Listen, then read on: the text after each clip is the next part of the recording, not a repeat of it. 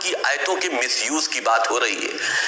जिन आयतों की आज कुरान के अंदर तालीम पाकर आप एक वैशी दरिंदे बन रहे हैं और उसको आप इस्लाम कह रहे हैं। आप ये कहिए ना मिसयूज मत करो, आप कह रहे हैं हटा लो। सवाल ये कि मैंने भगवत गीता के अंदर ये पढ़ा है कि जब वो महाभारत होती है युद्ध, तो उसमें अर्जुन जो है वो लड़ना नहीं चाहते हैं। तो उनसे भगवान श्री कृष्ण कहते हैं कि आप क्यों नहीं लड़ना चाहते। वो कहते हैं मैं कैसे लड़ूं कि मेरा मन बैठा जा रहा है, मेरे सामने मेरे भाई हैं, मेरा मामू है, मेरे सब रिश्तेदार हैं, मेरे भाई हैं सके, ये मेरे अपने हैं, आप ये मेरी पूरा ख़ानदान है।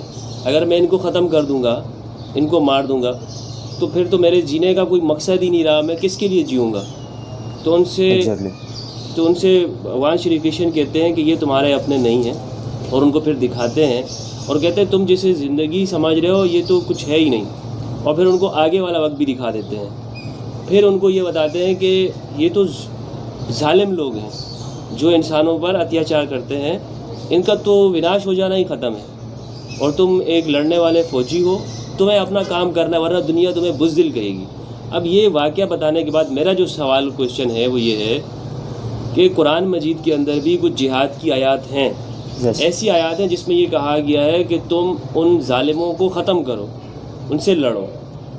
भगवत गीता के अंदर भी है, आपने अभी कहा कि यूनिवर्सल है, तो क्या इससे जिस तरह लोग कुरान को मिसयूज़ करके जिहाद या टेररिज्म के कहते हैं कि जी लड़ो, नॉन मुस्लिम को मारो, तो क्या कोई भगवत गीता को इस तरह मिसयूज़ नहीं कर सकता कि उसमें भी तो कहा गया है कि अपनों को मारो और धर्म के लिए युद्ध करो, धर्म के लिए युद्ध करना। तो इस पर आप ज़रा मुझे बताइए कि आपका क्या ओपिनियन है इस पर। बहुत अच्छा आपका क्वेश्चन है, और मोस्टली ये लोगों का क्वेश्चन होता है।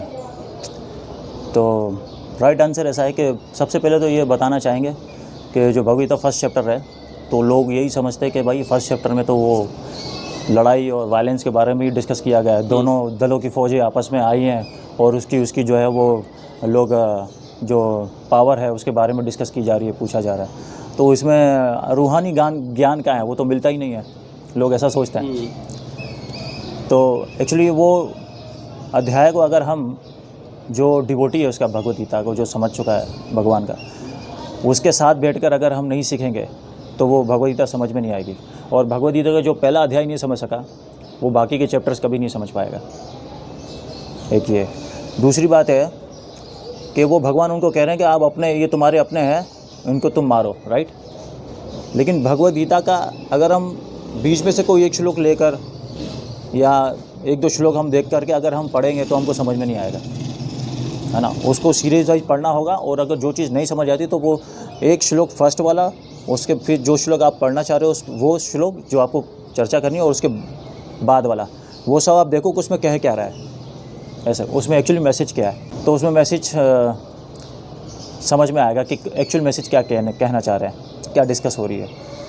तो अब जो है अर्जुन इसी वजह से प्रॉब्लम में है, क्योंकि अर्जुन कह रहे हैं कि मेरे सगे संबंधी हैं और जिनसे मैंने युद्ध सीखा, जिन्होंने मुझे जो है वो युद्ध करने की कला सिखाई, मेरे गुरुजन खड़े हैं, ठीक है ना, मेरे पितामह, ठीक है ना, इन सबों ने मुझे आदर किया, मुझे पाला पोसा बड़ा किया, मुझे सिखाया सब कुछ, तो मैं उनको कैसे मार सकता हूँ।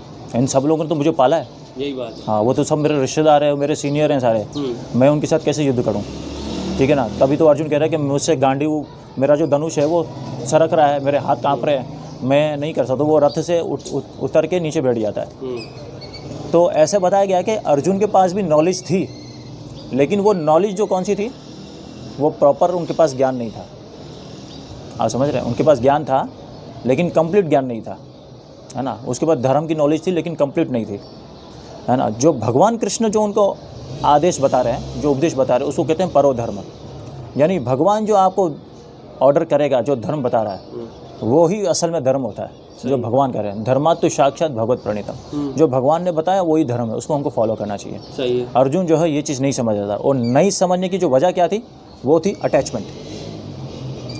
कि हमारे जो सगे संबंधी है उनसे जो अटैचमेंट है, वो अटैचमेंट को सिखाने के लिए भगवान ने ये युद्ध कराया कि देखिए कि हम किस तरह इस संसार में, हमारे परिवार के अंदर, हमारी फैमिलीज़ में हम लोग एक दूसरे से इतना अटैच हैं कि हम लोग अल्लाह को भूल गए, हम लोग भगवान को भूल चुके हैं। जो असली जो धर्म है, असली जो धर्म है, उस बात को हम भूल चुके सही हैं। है। तो अर्जुन को वो सिखाने के लिए भगवान ने प्रैक्टिकली वो सब चीज़ करा के दिखाया हमको। ठीक है। ये उसके पीछे मैसेज था। दूसरी बात ये थी कि वो जितने भी अर्जुन के जो रिश्तेदार थे, वो सब जो भगवान ने जो धर्म बताया था उसके विपरीत खड़े थे, उलट खड़े थे। इसी वजह से अर्जुन जो है वो फैसला नहीं कर पा रहा था। फैसला नहीं कर। तो जब धर्म की बात आती है तो उस समय अपने सगे संबंधी हो, कोई भी हो, आपको उस क्या करना पड़ेगा, वो उसको सच के साथ देना पड़ेगा। आपको अपने रिश्तेदार को भी भूलना पड़ेगा, क्योंकि रूहानी जो ज्ञान होता है उसमें कंप्रोमाइज़ नहीं होता है, राइट। उसमें क्या रिश्तेदार वगैरह ये सब नहीं देखे जाते। जो भगवान का जो ज्ञान होता है, भगवान का उद्देश्य होता है, उसको प्रेजेंट किया जाता है, फर्स्ट उसको आगे रखा जाता है। ये एक्चुअली मैसेज होता है। एक्चुअल मैसेज जो है वो ये भगवान को बताना चाह रहे हैं। तो अर्जुन जो है वो बिविल्डर हो रहा था, नहीं समझ पा रहा था।